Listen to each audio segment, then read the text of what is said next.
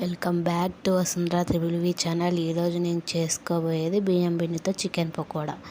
Cornflour లేకుండా బియ్యం పిండితోనే చికెన్ పకోడా నేను రెడీ చేస్తున్నాను. నేను చూపించిన విధంగా చేసేసుకోండి.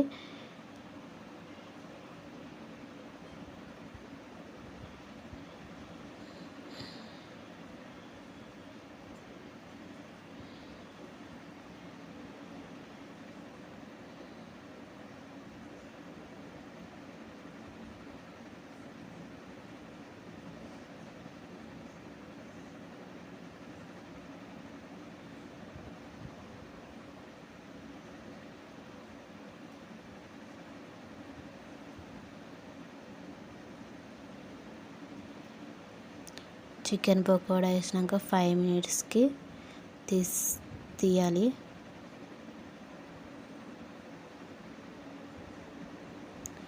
ఫైవ్ మినిట్స్ అయినాక చూసాక క్రిస్పీగా చికెన్ పకోడా అయితే రెడీ అవుతుంది. ఇలానే మొత్తం వేసేసుకోవాలి.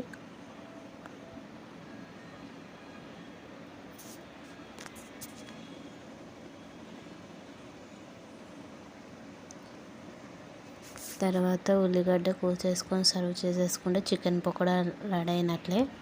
ఈ వీడియో మీకు నచ్చినట్లయితే లైక్ చేయండి, షేర్ చేయండి, సబ్స్క్రైబ్ చేసుకోండి ఫ్రెండ్స్. Okay, bye friends.